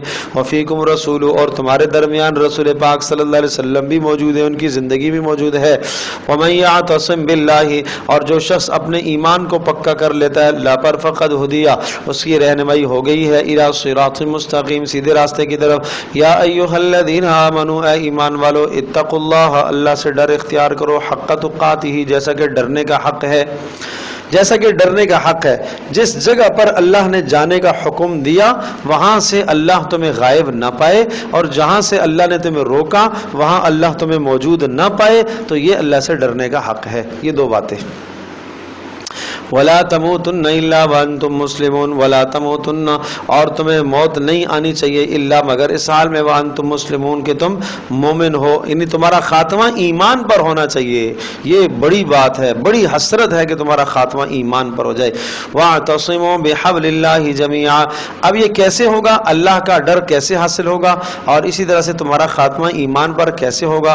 وَاعْتَصِمُوا بِحَبْلِ اللَّهِ، اللہ کی رسی کو مضبوطی سے پکڑے رہو، جمیعاً، سب کے سب مل کر. حبل اللہ سے مراد قرآن ہے، اللہ کے قرآن کو مضبوطی سے تھامے رکھو، یعنی آپس میں اتحاد رکھو. ولا تفرقوا، اور آپس میں تفرقے نہ کیا کرو، تفرقہ بازی نہ کیا کرو، جی اختلافات پیدا نہ کیا کرو. ارے میرے عزیز دوستوں اور بزرگوں اور ماں اور بہنوں، ولا تفرقوا کا تعلق سب سے ہے، صرف مولویوں سے نہیں ہے. سمجھے، جب بات آتی ہے ولا تفرقوا تو ہم ان کو موڑتے ہیں، دین میں تفرقہ نہ کرو. ارے بابا سیاست میں بھی تفرقہ نہ کرو، خاندان میں بھی تفرقہ نہ کرو، قبائل میں بھی تفرقے نہ کرو نا. تفرقوں کا مطلب کیا ہے، آپس میں اختلاف کرنا. تو یہ تو ہر جگہ مانا ہے، دین میں بھی ٹھیک نہیں ہے. سیاست میں بھی ٹھیک نہیں ہے، خاندانی زندگی میں بھی ٹھیک نہیں ہے۔ ولا تفرقوا کی ساری آیتیں ادھر مذہب کی طرف موڑ دیتے ہیں ہم، سمجھے جی؟ اللہ اکبر۔ تو واعتصموا بحبل اللہ، اور اللہ کی رسی کو مضبوطی سے پکڑو، ولا تفرقوا، اور آپس میں تفرقہ نہ کرو، یعنی آپس میں اتحاد اور اتفاق کے لیے، چونکہ تمہاری زبانیں مختلف ہیں، تمہارے قبائل مختلف ہیں، تمہارے مزاج مختلف ہیں، تو تم سب کے درمیان میں جمع کرنے والی چیز جس پر تمہارا اتفاق ہے وہ اللہ کا کلام ہو سکتا ہے۔ اللہ کے کلام سے مراد اللہ کے احکام ہیں جی، وہی ہے، اللہ کے احکام پر تم جڑ سکتے ہو۔ یعنی ہر آدمی چاہتا ہے کہ جو میں کہوں میری بات پوری ہو، دوسرا کہتا ہے میری بات پوری ہو، یہ کہتا ہے میری بات، عورت کہتی ہے میری یہاں میرا گھر ہے نا میری بات مانی جائے، مرد کہتا ہے نہیں میں یہاں سردار ہوں میری بات مانی جائے۔ تو ان تمام چیزوں میں کس کو بنیاد بناؤ؟ اللہ کی رسی کو، یعنی قرآن کو۔ بات سمجھے جی؟ وَاذْكُرُوا نِعْمَةَ اللَّهِ عَلَيْكُمْ وَاذْكُرُوا، اور یاد کرو نعمت اللہ علیکم، جی اللہ تبارک تعالیٰ کی نعمتوں کو یاد کرو، علیکم جو تمہارے اوپر ہو رہی ہیں، اللہ کی نعمتوں کو یاد کرو۔ اذ کنتم اعداء، اور جب تم تھے دشمن، فألف بین قلوبکم، ہے تمہارے درمیان میں عداوتیں تھیں، اللہ پاک نے فألف، اللہ نے محبت ڈال دی، بین قلوبکم تمہارے دلوں میں، فاصبحتم تم ہو گئے ہو بنعمتہ، اللہ کی نعمت سے، اخوانا آپس میں تم بھائی بھائی بن گئے ہو۔ وَكُنْتُمْ عَلَى شَفَا حُفْرَةٍ مِّنَ النَّارِ، وَكُنْتُمْ اور تم سب کے سب، عَلَى شَفَا حُفْرَةٍ تم تھے کنارے پر، شفا کنارہ، حفرہ گھڑا، گھڑے کے کنارے پر تھے، من النار یعنی دوزخ کے کنارے پر تم کھڑے تھے، یعنی مرنے کی دیر تھی، مرتے اور سیدھے تم جہنم میں جاتے، لیکن فَأَنْقَذَكُم مِّنْهَا، اللہ پاک نے تمہیں وہاں سے نکالا ہے اسلام کی مدد سے، اسلام کے ذریعے سے۔ كَذَلِكَ يُبَيِّنُ اللَّهُ لَكُمْ آيَاتِهِ، اس طرح سے اللہ پاک کھول کھول کے بیان کرتا ہے تمہارے لیے اپنی نشانیاں، لعلکم تہتدون تاکہ تم ہدایت پر قائم رہو۔ وَلْتَكُمْ مِنْكُمْ أُمَّةٌ يَدْعُونَ إِلَى الْخَيْرِ وَلْتَكُمْ مِنْكُمْ، اور فرمایا وَلْتَكُمْ چاہیے کہ ہو، منکم تم میں سے، امتن ایک جماعت، یدعون إِلَى الْخَيْرِ جو خیر کی طرف رہنمائی کر رہی ہو، یدعون جو دعوت دے رہی ہو، إِلَى الْخَيْرِ کس کی طرف؟ خیر کی طرف، وَيَأْمُرُونَ بِالْمَعْرُوفِ اور معروف نیکیوں کا تمہیں حکم دے رہے ہوں، وَيَنْهَوْنَ عَنِ الْمُنْكَرِ اور گناہوں سے روک رہے ہوں، وَأُولَئِكَ هُمُ الْمُفْلِحُونَ اور یہ لوگ کامیاب ہیں۔ ایک جماعت ہر وقت ہونی چاہیے، تمہارے قبیلے میں، تمہاری قوم میں ہر وقت ایک جماعت ہونی چاہیے جو مختص ہوں اسی کام کے لیے کہ وہ دین کی طرف لوگوں کو بلائیں۔ علماء کی جماعت مضبوط جماعت ہونی چاہیے، سمجھی، کہ تمہیں دین کی طرف بلائیں۔ اسی طرح سے دعوت و تبلیغ کی جماعت کہا جاتا ہے کہ اس کے زمرے میں وہ بھی آ سکتی ہے کہ ہر وقت ایک جماعت ہو کہ جو تمہیں نیکی کی طرف بلائے اور تمہیں گناہوں سے روکے۔ لیکن امر بالمعروف اور نہی عن المنکر دونوں چیزیں ہیں، امر بالمعروف بھی ہے، نہی عن المنکر بھی ہے، سمجھی؟ صرف امر بالمعروف ہی نہ ہو کہ نہی عن المنکر گناہ سے روکنا تم چھوڑ دو، نہیں، تبلیغ کا کام دونوں ہیں، امر بالمعروف کرنا، نیکیوں کا حکم کرنا اور گناہوں سے روکنا، نیکیوں کا حکم کرنا، گناہوں سے روکنا۔ ہاں گناہوں سے روکنا حکمت کے ساتھ، بصیرت کے ساتھ، محبت اور پیار اور اخلاق کے ساتھ۔ ولا تكونوا كالذين تفرقوا واختلفوا من بعد ما جاءهم البينات، ولا تكونوا اور نہ ہو جاؤ كالذين ان لوگوں کی طرف تفرقوا جو آپس میں تفرقے ڈالتے ہیں، اختلاف ڈالتے ہیں، ان کی طرف نہ ہو جاؤ، واختلفوا اور آپس میں اختلاف رکھتے ہیں، من بعد ما جاءهم البينات بعد اس کے کہ اس کے پاس دلائل آ چکے ہیں، ان کے پاس دلیلیں آ چکی ہیں، فاولئک لهم عذاب عظیم اور ان کے لیے ہے بڑا عذاب۔ یوم تبیض وجوہ، فرمایا کہ یوم تبیض وجوہ، وہاں اس دن بڑا عذاب آئے گا جس دن سیاہ، تبیض وجوہ بعض چہرے سفید ہوں گے، وتسود وجوہ اور بعض چہرے سیاہ ہوں گے، تبیض سفید اور تسود سیاہ۔ فاما الذین وہ لوگ اسودت وجوہہم جن کے چہرے سیاہ اور کالے ہوں گے، ہیں وہ کون ہوں گے؟ کافر ہوں گے۔ ان سے یوں کہا جائے گا اکفرتم بعد ایمانکم، کیا ایمان لانے کے بعد پھر سے تم نے انکار کیا ہے؟ فذوقوا العذاب لہذا چکھو عذاب کو، بھگتو عذاب کو، بما کنتم تکفرون بسبب اس کے جو تم کفر کرتے تھے۔ واما الذین ابیضت وجوہہم اور وہ لوگ کہ جن کے چہرے سفید ہیں، ففی رحمت اللہ، وہ ہوں گے اللہ کی رحمت میں، ہم فیہا خالدون، اس میں ہمیشہ ہمیشہ رہیں گے۔ تلک آیات اللہ، یہ اللہ کی نشانیاں ہیں، نتلوہا علیک بالحق، نتلوہا علیک، ہم ان کو تلاوت کرتے ہیں، علیک آپ پر، بالحق حق کو بتانے کے لیے، واللہ یرید ظلم للعالمین، اور اللہ تبارک تعالی ظلم نہیں کرتا، ظالم نہیں ہے جہان والوں پر، وللہ ما فی السماوات و ما فی الارض، اور اللہ ہی کے لیے ہے آسمانوں میں اور زمینوں میں جو کچھ ہے، وَإِلَى اللَّهِ تُرْجَعُ الْأُمُورِ، اور اللہ ہی کی طرف ہے تمام معاملات کا لوٹ کر جانا۔ کنتم خیر امت اخرجت للناس، اب یہ خطاب ہے پوری امت کو، پوری امت کو خطاب ہے، تمہارے بہتر ہونے کی وجہ اور سبب کیا ہے، افضل امت کے درجات۔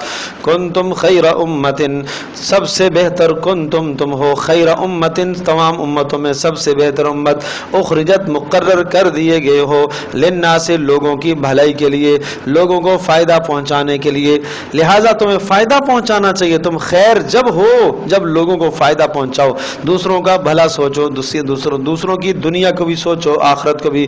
تأمرون بالمعروف، اور تمہارے اچھا ہونے کی نشانی یہ ہے، تأمرون بالمعروف، کہ تم نیکیوں کا حکم دیتے ہو، وتنہون عن المنکر، اور تم گناہوں سے روکتے ہو۔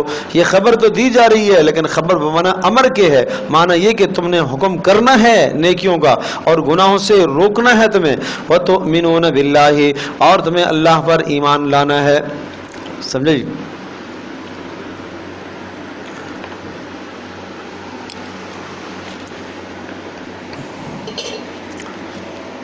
تو آدمی کو اس خیر کے کام میں حصہ لینا چاہیے بھائی، بہت بڑا عمل ہے، بہت بڑا کام ہے نیکی کا حکم کرنا اور گناہوں سے روکنا۔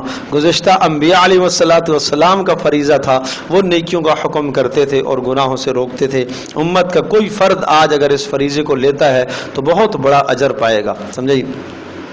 حضرت مولانا زکریا رحمۃ اللہ علیہ ارشاد فرماتے ہیں کہ مؤذن جو اذان دیتا ہے وہ بھی امر بالمعروف نہی عن المنکر، وہ بھی داعی الی اللہ ہے، اللہ کی طرف دعوت دے رہا ہے، اور مصنف جو کتاب لکھتا ہے اپنی کتاب کے ذریعے سے وہ بھی اللہ کی طرف دعوت دینے والا ہے، مبلغ اپنی تبلیغ کے ذریعے سے داعی الی اللہ، اللہ کی طرف دعوت دینے والا ہے، مجاہد اپنی تلوار کے ذریعے سے داعی الی اللہ، اللہ کی طرف دعوت دینے والا ہے۔ یہ سب کے سب دین کے شعبے ہیں، صرف کسی ایک کو پکڑنا اور باقی کا انکار کرنا قطعاً غلط ہے، 100% غلط ہے، یہ درست نہیں ہے۔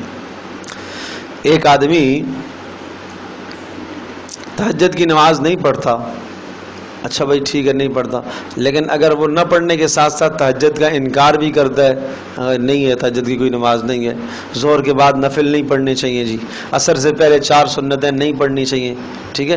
ایک آدمی نہیں پڑھتا ایک الگ بات ہے، ایک آدمی انکار کرتا ہے، یہ دونوں بالکل چیزیں الگ الگ ہیں، سمجھے؟ ایک آدمی نہیں اٹھتا، رات کے قیام عشاء پڑھ کے سو جاتا ہے، فجر میں اٹھتا ہے، تو یہ اس کو برا نہیں کہا جائے گا، سمجھے؟ تو اسی طرح سے دعوت اور تبلیغ ایک عظیم الشان کام ہے، اگر ایک آدمی اس کے اندر لگتا ہے تو اس نے گویا کہ نبیوں والے کام کو لیا ہے، بہت عظیم الشان کام کو اس نے لیا ہے۔ لیکن اگر وہ دعوت اور تبلیغ کی جماعت کے ساتھ وابستہ نہیں ہے، کسی دوسرے راستے سے دین کا کام کر رہا ہے، وہ تدریس کے ذریعے سے کام کر رہا ہے، تفسیر بیان کر کے لوگوں کو اللہ کی طرف بلاتا ہے، گناہوں سے روکتا ہے، اور اسی طرح سے تصنیف کر کے کتابیں لکھ کر وہ لوگوں کو اللہ کی طرف بلا رہا، گناہوں سے روک رہا ہے، تو وہ بھی گویا کہ امر بالمعروف نہی عن المنکر کر رہا ہے، سمجھے؟ ہم اس کو اپنا مد مقابل نہ سمجھیں، ہم اس کو اپنا فریق نہ سمجھیں، فریق سمجھ کر انکار کر دیا جاتا ہے، فریق نہیں ہے، رفیق ہیں، رفیق ہیں، رفیق سمجھو، فریق مت سمجھو، سمجھے؟ لہذا یہ تصور کرنا کہ بس جو جماعت میں لگ گیا صرف اور صرف یہی راستہ دین کے پھیلانے کا، اس کے علاوہ باقی سب کی تردید کرنا، وہ ایسا ہی ہے ایک آدمی جو ہے وہ باقی تمام نمازوں کی نفل اعمال کی تردید کر رہا ہے، یہ تو غلط ہے بھائی، سمجھے؟ تو افراط اور تفریط سے پاک ہو کر، غلو سے پاک ہو کر آدمی محنت کرے، بہت بڑا اجر ہے، بہت بڑا کام ہے، اور امت کے خیر ہونے کی نشانی ہے۔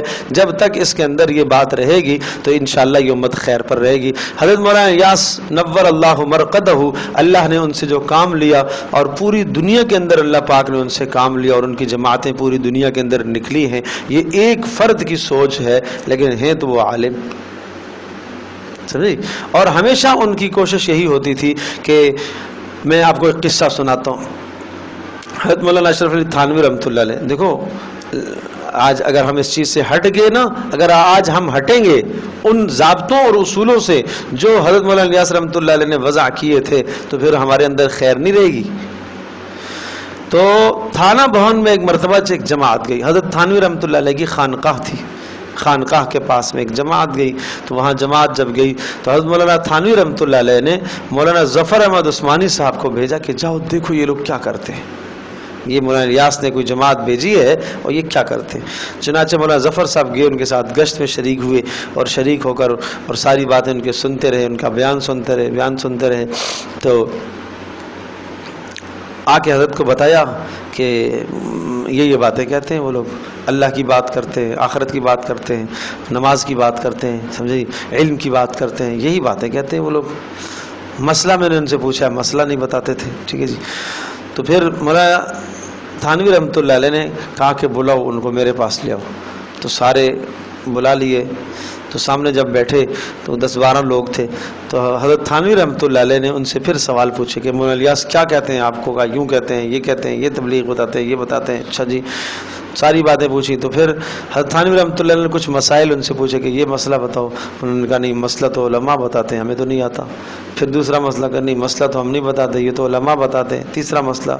تو پھر حضرت تھانوی رحمۃ اللہ علیہ کو شرح صدر ہوا اور ارشاد فرمایا کہ اب الیاس نے اس یاس کو آس میں بدل دیا کہ مایوسی چھائی ہوئی تھی کہ پتہ نہیں کیا کر رہے ہیں یہ لوگ، لیکن اب امید ہے کہ اس سے اللہ پاک خیر کا کام لے گا.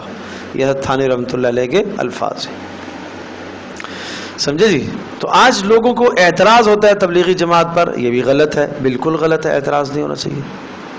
سمجھے جی. جو وہ کام کر رہے ہیں، دین کے کام کر رہے ہیں، اعتراض. دیکھو کسی شخصی اگر کسی علاقے کے اندر ایک تبلیغی جماعت والے نے کوئی غلط حرکت کی، اس کی غلط حرکت سے پوری جماعت پر حکم لگانا غلط ہے. یہ بات ٹھیک نہیں ہے. آپ یہ کہو کہ بھائی تبلیغی ایسے کرتے ہیں نا، یہ غلط ہے یار. وہ فرد واحد نے ایسا کیا ہے، وہ ایک آدمی نے ایسا کیا ہے، اس ایک آدمی کے ایسا کرنے سے آپ پوری جماعت پر حکم لگاتے ہیں. اور یہ تو کوئی جماعت ہے بھی نہیں ہے. حضرت مولانا الیاس رحمۃ اللہ علیہ ارشاد فرماتے تھے کہ میں نے اس کا نام تبلیغی جماعت تھوڑی رکھا، یہ تو لوگ کہہ دیتے ہیں اس کو. ہم نے تو اس کا نام رکھا تھا تحریک اسلام، ایمانی تحریک. اگر کوئی نام رکھا جائے تو اس کا نام ہے ایمانی تحریک. ایمان کو حرکت دینا ہے. سمجھے جی. تو اس طرح سے افراط اور تفریط سے ہم پاک ہوں، غلو سے ہم پاک ہوں. اور لگنے کے بعد میں عرض کر رہا ہوں کہ کبھی بھی دوسرے کاموں کی نفی مت کرو، علماء کی نفی مت کرو، اہل علم کی نفی مت کرو. ان کی جو محنتیں ہیں ان کی قدر کرو، ان کو قدر اور عظمت کی نگاہ سے دیکھو، قدر کرو، نفی مت کرو. یہ جائز نہیں ہے اس طرح سے. سمجھے. اسی سے تفرقے پیدا ہوتے ہیں، اختلافات پیدا ہوتے ہیں. سمجھے. تو اپنے محلے کے اندر، اپنے علاقے کے اندر خیر کا کام کرنا، نیکی کو پھیلانا، گناہوں سے روکنا، یہ دونوں بنیادوں کو لے کے چلو. نیکی کو پھیلاؤ اور گناہوں سے دوسروں کو روکو، تب تو یہ امت خیر پر رہے گی. اگر یہ فضائل ان کے اندر موجود ہیں تو. فرمایا ولو آمن اہل الکتاب لکان خیر لہم، اور اگر یہ ایمان لے آتے اہل کتاب لکان خیر لہم، یہ ان کے لیے بڑا بہتر ہوتا. منہم المؤمنون، ان میں سے اکثر لوگ تو ایمان ہیں، بعض ایمان والے ہیں، واکثرهم الفاسقون، اور بعض ایمان نہیں لاتے اور فسق میں مبتلا ہیں، کفر میں. لن یضرکم الا اذى، لن یضرکم، آپ کو یہ اذیت نہیں دیں گے، کوئی نقصان نہیں پہنچا سکیں گے یہ کافر آپ کا، الا اذى، مگر بس زبانی جو گستاخیاں کرتے رہتے ہیں جی، جانی نقصان نہیں ہوگا آپ کا. وہیں یقاتلوکم، اور اگر وہ آپ سے لڑیں گے تو یولوکم الادبار، تو پیٹھ پھیر کر بھاگیں گے. ثم لا ینصرون، پھر ان کی مدد بھی نہیں ہو سکے گی. ضربت علیہم الذلۃ، ان پر ذلت مار دی گئی ہے، رسوا کر دیے گئے ہیں. اینما ثقفوا، جہاں پر بھی ہوں گے. الا بحبل اللہ وحبل من الناس، ہاں اگر کسی جگہ پر ان کو طاقت چاہیے ہوگی تو الا بحبل من اللہ، مگر اللہ کا عہد لے کر یا لوگوں کا عہد لے کر. اللہ کا عہد سے مراد ذمی بن کر رہیں گے، اور وحبل من الناس، یا لوگوں کے ساتھ معاہدے کر کے رہیں گے. وباءوا بغضب من اللہ، اور وہ اللہ کا غضب لے کر لوٹے ہیں. وضربت علیہم الذلہ علیہم المسکنہ، اور ان کے اوپر مار دی گئی ہے کم ہمتی، ان پر مسلط کر دی گئی ہے. ذالک بانہم کانوا یکفرون بآیات اللہ، یہ سارا اس لیے کہ انہوں نے انکار کرتے ہیں اللہ کی نشانیوں کا. ویقتلون الانبیاء، اور قتل کرتے ہیں ہیں نبیوں کو بغیر حق، بغیر دیکھے، ذالک بما عصوا، بغیر حق کے نبیوں کو قتل کرتے ہیں، ذالک بما عصوا، اور یہ سب کچھ اس لیے ہوتا ہے بما عصوا کہ وہ نافرمان ہو چکے ہیں، وکانوا یعتدون، اور حد سے تجاوز کرنے والے ہیں، لیسوا سواء، لیکن سب کے سب ایسے نہیں ہیں، یعنی سب اہل کتاب ایسے نہیں ہیں، بلکہ من اہل الکتاب امت، دیکھو نا قرآن جو ماننے والے لوگ ہیں ان کی کیسے تائید کرتا ہے، اہل کتاب میں سے کوئی نفرت نہیں کرتا، قرآن بغض نہیں رکھتا، من اہل الکتاب امت، اہل کتاب میں سے بعض لوگ ایسے ہیں، قائمۃ یتلون آیات اللہ، قائمۃ وہ اللہ کے دین پر قائم ہیں، یتلون تلاوت کرتے ہیں آیات اللہ، اللہ کی آیات کو، کچھ لوگ اہل کتاب میں سے بھی ایمان لائے ہیں، آناء اللیل، راتوں کے وقت میں، وہم یسجدون، اس حال میں کہ وہ سجدہ کر رہے ہوتے ہیں، یؤمنون باللہ، اور وہ ایمان رکھتے ہیں اللہ پر، والیوم الآخر، آخرت پر، ویأمرون بالمعروف، اور نیکیوں کا حکم کرتے ہیں، وینہون عن المنکر، اور گناہوں سے روکتے ہیں، ویسارعون فی الخیرات، اور وہ نیکیوں میں آگے بڑھتے ہیں، اولئک من الصالحین، اور وہ ہیں نیکوکار لوگوں میں سے، وما یفعلوا من خیر فلن یکفروا، وما یفعلوا من خیر، اور فرمایا کہ جو بھی وہ خیر کریں گے، وما یفعلوا من خیر، اور جو بھی وہ خیر کا عمل کریں گے، فلن یکفروا، تو ان کی ناقدری نہیں کی جائے گی بلکہ خیر پر اجر دیا جائے گا، واللہ علیم بالظالمین، اللہ تبارک تعالی خوب جانتا ہے ظالموں کو، ان الذین تولوا منکم، ان الذین، بے شک وہ لوگ، کفروا، جنہوں نے کفر کیا، لن تغنی عنہم اموالہم، فائدہ نہیں دیں گے ان کو ان کے مال، ولا اولادہم، اور ان کی اولادیں، من اللہ کے عذاب سے، شیئا، کچھ بھی، اولئک اصحاب النار، اور یہ ہیں دوزخی، ہم فیہا خالدون، ہمیشہ ہمیشہ رہیں گے، مثل الذین ينفقون فی هذه الحیات الدنیا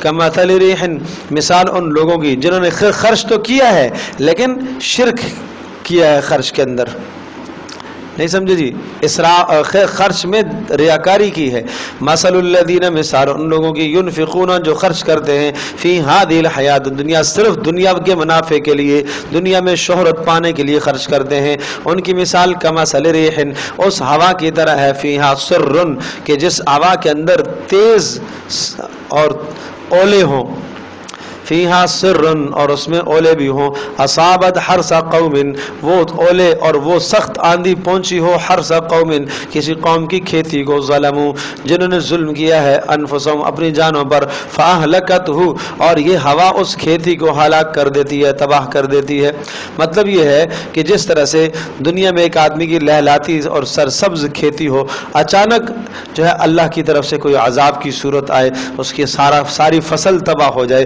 اسی طرح سے ان کو اپنا خرچ کیا ہوا بہت نظر آتا ہے، سرسبز نظر آتا ہے، لیکن ریاکاری کے سے سارا کا سارا برباد ہے، وما ظلمهم اللہ، اللہ نے ان پر ظلم نہیں کیا، ولکن انفسهم یظلمون، یہ خود اپنی جانوں پر ظلم کرنے والے ہیں، یا ایھا الذین آمنوا، اے ایمان والو، لا تتخذوا بطانۃ من دونکم، لا تتخذوا بطانۃ، مت ٹھہراؤ، لا تتخذوا، مت بناؤ، بطانۃ، دلی دوست، مت بناؤ دلی دوست، من دونکم، اپنے سوا غیروں کو، اپنے سوا غیروں کو دلی دوست مت بناؤ، کافروں کو مت بناؤ، کیوں؟ لا یعلونکم خبالا، یا لا یعلونکم خبالا، وہ رعایت نہیں رکھیں گے تمہارے نقصان کی، کمی نہیں کریں گے تمہارے نقصان کی، تمہارے پر نقصان لانے میں کمی نہیں کریں گے، ایک تو یہ خرابی ہے ان میں، ہمیشہ تمہیں نقصان پہنچائیں گے، نمبر 2 وَدُّوا مَا عَنِتُّمْ، اور وہ چاہتے ہیں کہ تم مشقت میں پڑے رہو، یہ کافر چاہتے ہیں کہ تم کیا پڑے رہو؟ مشقت میں، نمبر 3 قد بدت البغضاء من افواہہم، تحقیق بغض ظاہر ہو چکا ہے ان کی زبانوں سے، بغض ظاہر ہوتا ہے ان کی زبانوں سے، اور وما تخفی صدورہم اکبر، اور جو کچھ ان کے سینوں میں تمہارے خلاف چھپا ہوا ہے وہ اور بڑا ہے، قد بینا لکم الآیات ان کنتم تعقلون، اللہ پاک کھول کھول کے بیان کرتا ہے آیات کو، احکام کو، عداوت کے اسباب کو بیان کرتا ہے تاکہ تم سمجھو، تاکہ تم عقل رکھو کہ ان کافروں کے ساتھ نہیں دوستیاں رکھنی ہیں، ارے بات سمجھے جی، کتنے واضح بتایا کہ جناب یہ ہمیشہ تمہارے نقصان کے در پہ رہتے ہیں اور ان کی زبانوں سے تمہارے خلاف کفر ٹپک رہا ہوتا ہے، بغض ٹپک رہا ہوتا ہے.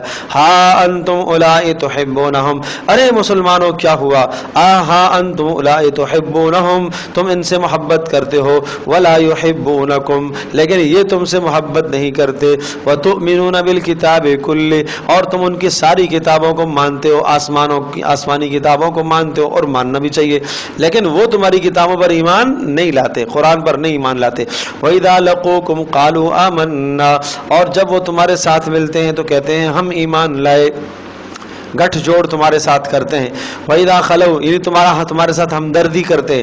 وَإِذَا خَلَوْا، اور جب تم سے الگ ہوتے ہیں، عَضُّوا عَلَيْكُمُ الْأَنَامِلَ مِنَ الْغَيْظِ، عَضُّوا کاٹتے ہیں، علیکم تمہارے خلاف، الانامل اپنی انگلیوں کے پوروں کو، من الغیظ غصے سے، یعنی انگلیوں منہ میں دباتے ہیں غصے سے. قل کہہ دیجئے موتوا بغیظکم، مر جاؤ اپنی دشمنی میں. ان اللہ علیم بذات الصدور، اللہ تبارک و تعالی تمہارے دلوں کو جاننے والا ہے. آج اگر کوئی مسلمان کسی مسلمان کے بارے میں یہ جذبہ رکھتا ہے تو وہ بھی کافروں کے ساتھ اس کا حشر ہوگا. یعنی ایک مسلمان کی تکلیف پر خوش ہونا اور ایک مسلمان کو نقصان پہنچانے کی کوشش کرنا اور ایک مسلمان سے محبت نہ کرنا اور ایک مسلمان کے ساتھ دھوکہ کرنا.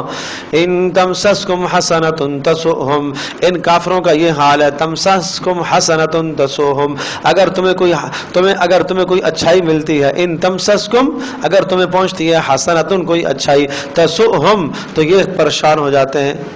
نہیں سمجھے؟ حسد کی وجہ سے تمہاری اچھائی پر پریشان ہوتے ہیں. وَإِن تُصِبْكُمْ سَيِّئَةٌ، اور اگر تمہیں کوئی تکلیف پہنچتی ہے، يَفْرَحُوا بِهَا، تو اس پر کیا کرتے ہیں یہ لوگ؟ خوش ہو جاتے ہیں. تو آج مسلمان بھی ایسا کرتا ہے اپنے مسلمان کے ساتھ. وَإِن تَصْبِرُوا وَتَتَّقُوا لَا يَضُرُّكُمْ كَيْدُهُمْ شَيْئًا وَإِن تَصْبِرُوا، لیکن اگر تم صبر کرتے رہے، استقامت دین پر اختیار کرتے رہے، وَتَتَّقُوا، اور اللہ سے ڈرتے رہے، یعنی آپ اس گناہ کا جواب گناہ سے نہ دیتے رہے. لَا يَضُرُّكُمْ كَيْدُهُمْ شَيْئًا، اللہ تبارک و تعالی، لَا يَضُرُّكُمْ كَيْدُهُمْ شَيْئًا، ان کا کوئی قید اور مکر تمہیں نقصان نہیں پہنچائے گا. ان اللہ بما يعملون محیط، اللہ تبارک و تعالی خوب جانتا ہے جو یہ اعمال کرتے ہیں، اللہ سب اعمال کا احاطہ کیے ہوئے ہے. وَإِذْ غَدَوْتَ مِنْ أَهْلِكَ تُبَوِّئُ الْمُؤْمِنِينَ مَقَاعِدَ لِلْقِتَالِ، غزوہ بدر اور احد دونوں کا تذکرہ ہے. پہلے احد کا تذکرہ ہے تھوڑا سا اور پھر بدر کا تذکرہ ہے. وَإِذْ غَدَوْتَ، اور یعنی اللہ پاک تمہارے اعمال کا احاطہ کیے ہوئے اور اللہ تمہاری مدد کرتا ہے. دیکھو نا کس طرح سے مدد کی. وَإِذْ غَدَوْتَ، اور وہ وقت یاد کیجئے جب آپ نکلے تھے، من اہلکا، اپنے گھر سے. اہلکا سے مراد حضرت عائشہ کا گھر ہے. عائشہ کے گھر سے آپ علیہ السلام جنگ احد کو نکلے اور پتہ چلا کہ جناب مشرکین آئے ہیں، سمجھے جی، مکہ سے آئے ہیں حملہ کرنے کے لیے، مدینہ منورہ پر چڑھائی کرنے کے لیے آئے ہیں. تو آپ علیہ السلام نے صحابہ سے رائے لی کہ کیا کیا جائے. تو صحابہ نے کہا کہ مدینہ سے باہر نکل کر ہم مقابلہ کرتے ہیں. تو اس پر اتفاق ہوا، چنانچہ مدینہ سے کچھ باہر نکلے احد کے مقام پر، تو وہاں یہ غزوہ پیش آیا تھا. یہ اسلام کا دوسرا غزوہ ہے. وَإِذْ غَدَوْتَ مِنْ أَهْلِكَ تُبَوِّئُ الْمُؤْمِنِينَ، جب آپ بٹھا رہے تھے ایمان والوں کو، مقاعد للقتال، جنگ کی جگہوں پر، کہاں کہاں مورچے ہیں، کل آپ کو کہاں بیٹھنا ہے، کل کس سے لڑنا ہے، اس طرح سے آپ ترتیب بنا رہے تھے. وَاللَّهُ سَمِيعٌ عَلِيمٌ، اور اللہ تبارک و تعالیٰ خوب جان رہا تھا اور خوب دیکھتا ہے، سنتا بھی ہے اور جانتا بھی ہے. اِذْ هَمَّتْ طَائِفَتَانِ، 1000 مسلمانوں کی جمعیت 1000 تھی، اور 1000 میں سے پھر 300 بھاگ کر واپس آ گئے، باقی رہ گئے 700. منافق تھے کچھ لوگ، اور عبداللہ بن ابی جو منافقوں کا سردار تھا وہ کچھ لوگوں کو لے کے واپس آیا، اس لیے کہ ان کی منشا یہ تھی کہ مدینہ سے باہر نہ نکلا جائے، یہاں ہی مدینہ کے اندر رہ کر ہم دفاع کریں. ان کی منشا اور ان کی رائے یہ تھی، اور انہوں نے کہا ہماری رائے مانی نہیں جاتی، لہذا ہم نہیں لڑتے بھائی. تو یہ بنو سلمہ کو کچھ قبائل تھے، بنو حارثہ ایک قبیلے کا نام تھا اور دوسرا بنو سلمہ، یہ 2 قبیلے تھے کہ جو پیچھے آ گئے. تو یہ 300 افراد. اذ ہم طائفتان، اور جب ارادہ کیا تم میں سے 2 گروہوں نے، منکم ان تفشلا، کہ وہ ہمت ہار جائیں، واللہ ولیہما، اور اللہ پاک ان سب کا ولی اور کام بنانے والا، وعلی اللہ فلیتوکل المؤمنون، اور ایمان والوں کو تو اللہ ہی پر بھروسہ کرنا چاہیے، نہ تو تعداد پر نہ تو سامان پر. وَلَقَدْ نَصَرَكُمُ اللَّهُ، اور وہ وقت بھی یاد کرو اللہ پاک نے مدد کی تمہاری بھی، بدرن، بدر والے دن، وَأَنْتُمْ أَذِلَّةٌ، اور تم بہت تھوڑے سے تھے، کمزور تھے، 313 تھے اور سامنے میں 1000 کا لشکر. فَاتَّقُوا اللَّهَ، اللہ سے ڈرتے رہو، لَعَلَّكُمْ تَشْكُرُونَ، تاکہ تم شکر ادا کرو. اِذْ تَقُولُ لِلْمُؤْمِنِينَ، یہ اب بدر کا حال ہے. اِذْ تَقُولُ لِلْمُؤْمِنِينَ، وہ وقت یاد کرو بدر میں جب آپ کہہ رہے تھے ایمان والوں کو، کیا کہہ رہے تھے؟ أَلَنْ يَكْفِيَكُمْ أَنْ يُمِدَّكُمْ رَبُّكُمْ بِثَلَاثَةِ آلَافٍ مِّنَ الْمَلَائِكَةِ مُنْزَلِينَ.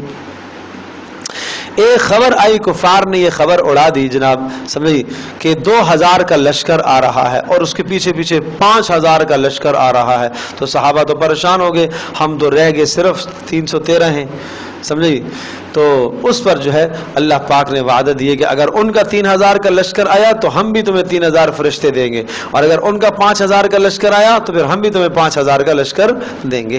لیکن یہ 3000 اور 5000 کا لشکر فرشتوں کا نہیں اترا، اس لیے کہ یہ مشروط تھا اگر کافروں کا اتنا لشکر آتا تو تب. البتہ مسلمانوں کی تعاون کے لیے 1000 فرشتے اترے تھے احد والے دن. اِذْ تَقُولُ لِلْمُؤْمِنِينَ، اور فرمایا کہ جناب کیا کافی، وہ وقت یاد کر جب آپ کہہ رہے تھے ایمان والوں کو، أَلَنْ يَكْفِيَكُمْ، کیا کافی نہیں ہے تمہارے لیے، أَنْ يُمِدَّكُمْ، کہ تمہارا پروردگار مدد کرے، أَنْ يُمِدَّكُمْ، مدد کرے، ربکم، تمہارا رب، بِثَلَاثَةِ آلَافٍ، 3000 فرشتوں کے ذریعے سے، من الملائکۃ، فرشتوں سے، منزلین، آسمان سے اترتے ہوئے. بلا، کیوں نہیں، ان تصبروا وتتقوا، اگر تم صبر اختیار کرو گے اور گناہوں سے بچتے رہو گے رسول کی خلاف ورزی سے.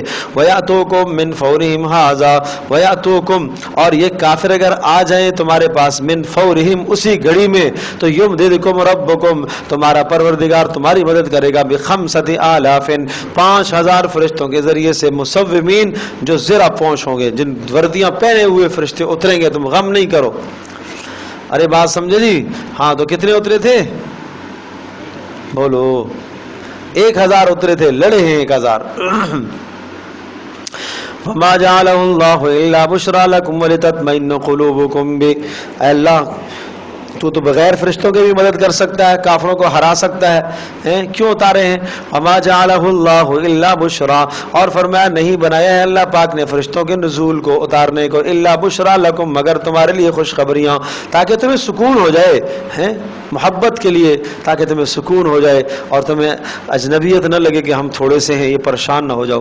وَلِتَطْمَئِنَّ قُلُوبُكُمْ بِهِ، اور تاکہ تمہارے دل مطمئن ہو جائیں. وَمَا النَّصْرُ إِلَّا مِنْ عِنْدِ اللَّهِ، اور باقی مدد تو اللہ ہی سے آتی ہے، اللہ کے حکم سے آتی ہے، فرشتوں سے اس کا کوئی تعلق نہیں ہے، اللہ مدد کرتا ہے. العزیز، جو غالب ہے، بغیر فرشتوں کے نازل کے بھی مدد کر سکتا ہے. الحکیم، لیکن اس کی حکمت کا تقاضا ہے کہ فرشتے اتارتا ہے. لیقطع طرفا من الذین کفروا او یکبتهم فینقلبوا خائبین، اور یہ سارا کچھ اس لیے ہوا، جنگ بدر کا معرکہ اس لیے کیا ہے، لیقطع، تاکہ اللہ پاک کاٹ ڈالے، طرفا من الذین کفروا، کافروں کی اس جماعت کو، او یکبتهم، یا ان کو ذلیل اور رسوا کرے، جو ذلیل ہو کر قیدی بن کر آئے، فینقلبوا خائبین، اور وہ نامراد ہو کر واپس لوٹیں. اللہ پاک دین کو بلند کرنا چاہتا ہے. لیس لک من الامر شیء، اب اس آیت کا تعلق احد سے ہے. احد سے پھر احد میں جب آپ علیہ الصلوۃ والسلام کے دندان مبارک زخمی ہوئے اور اسی طرح سے سر بھی زخمی ہوا اور دندان ٹوٹ گئے، چہرہ زخمی ہو گیا، خون آلود ہو گیا، تو اس موقع پر صحابہ نے کہا کہ آپ بد دعا کیجیے. اس پر یہ آیت اللہ پاک نے اتاری. قربان جاؤں رسول پاک صلی اللہ علیہ وسلم کے عجیب الفاظ تھے، اللہم اہدی قومی فانہم لا یعلمون، اے اللہ میری قوم کو ہدایت دے، یہ جانتے نہیں ہیں. جی محدثین نے لکھا ہے، بڑے پیارے الفاظ ہیں. نبی الاسلام صحابہ کہہ رہے ہیں اے اللہ کے رسول آپ بد دعا کریں. کیوں؟ نوح الاسلام نے بد دعا کی تھی اور انہوں نے کہا تھا کہ رب لا تذر علی الارض من الکافرین دیارا، اے اللہ اس دھرتی پر کوئی کافر نہ چھوڑ. نور اسلام نے بد دعا کی تھی تو آپ بھی بد دعا کریں. تو آپ علیہ السلام نے ہاتھ اٹھائے، اللہم اہدی قومی، اے اللہ انہیں ہدایت دے، فإنہم لا یعلمون. تو یہاں ایک بات کہا کہ نبی صلی اللہ علیہ وسلم کا اعلیٰ ظرف اور اعلیٰ اخلاق یہ دیکھیے کہ اگر صحابہ کی درخواست پر آپ خاموش رہ جاتے، کچھ بھی نہ کہتے تو بھی کافی تھا. آدمی کو غصہ آتا ہے نا تو برا نہیں کہہ سکتا تو آدمی چپ ہو جاتا ہے جی، اچھا بھی نہیں بول سکتا، نہ برا بولا نہ اچھا بولا، چپ ہو جاتا. آپ چپ نہیں رہے، آپ خاموش نہیں رہے، بلکہ کیا کہا؟ اللہم اہدی قومی، اے اللہ انہیں ہدایت دا. دعا کی نا، وہی تو کہہ رہا ہوں. آپ چپ نہیں رہے. ایک تو دل میں غصہ ہو تو آدمی کہ نہیں میں دعا بھی نہیں کرتا ہوں، چلو بد دعا نہیں کرنی ہے، دعا بھی نہیں کرنی ہے. لیکن آپ نے کیا کیا؟ اعلیٰ ظرفی کا مظاہرہ فرمایا، شفقت اور رحم کا مظاہرہ فرمایا اور دعا کی اللہم اہدی قومی، اے اللہ میری قوم کو ہدایت دے.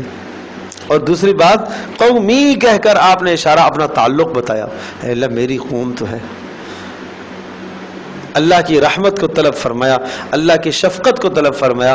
اللہم اہدی قومی، اے اللہ میری قوم ہے، میری قوم ہے. واغفر لقومی، میرے قوم کے گناہوں کو معاف فرما. اور ساتھ ساتھ ان کا عذر بھی بیان کیا، فَإِنَّهُمْ لَا يَعْلَمُونَ، اے اللہ وہ جانتے نہیں ہیں مجھے، میرے آداب سے واقف نہیں ہیں. اس ان کا عذر ہے، اے اللہ ان کا عذر قبول فرما.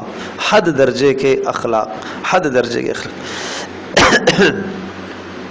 تو اس پر یہ آیت نازل ہوئی، لیس لک من الامر شیء او یتوب علیہم، آپ کو کوئی اختیار نہیں ہے، من الامر آپ کو کسی چیز کا اختیار نہیں ہے. کس بات کا اختیار نہیں ہے؟ شیء، کافروں کے کسی حال کا آپ کو اختیار نہیں ہے کہ آپ ان کو بد دعا کریں. او یتوب علیہم، یعنی آپ کو کوئی اختیار نہیں ہے اس بات کا. او یتوب علیہم، چاہے تو اللہ تبارک تعالیٰ ان کو توبہ کو قبول کر لے، یعنی مسلمان ہو جائیں وہ. او یعذبہم، چاہے تو اللہ پاک ان کو عذاب دے. فإنہم ظالمون، بے شک انہوں نے ظلم تو کیا ہے، ظلم تو کیا ہے، نبی کو زخمی کیا ہے، لیکن بہرحال بہت ساروں کو اللہ پاک نے بعد میں ہدایت دی. یہاں وَلِلَّهِ مَا فِي السَّمَاوَاتِ وَمَا فِي الْأَرْضِ، اور اللہ ہی کے لیے جو آسمانوں میں اور زمینوں میں. يَغْفِرُ لِمَن يَشَاءُ، اور اللہ پاک تبارک تعالیٰ گناہوں کو بخشنے والا ہے. وَيُعَذِّبُ مَن يَشَاءُ، اور جسے چاہتا ہے سزا دیتا ہے. وَاللَّهُ غَفُورٌ رَحِيمٌ، اللہ تبارک تعالیٰ بخشنے والا مہربان ہے. اللہ اکبر.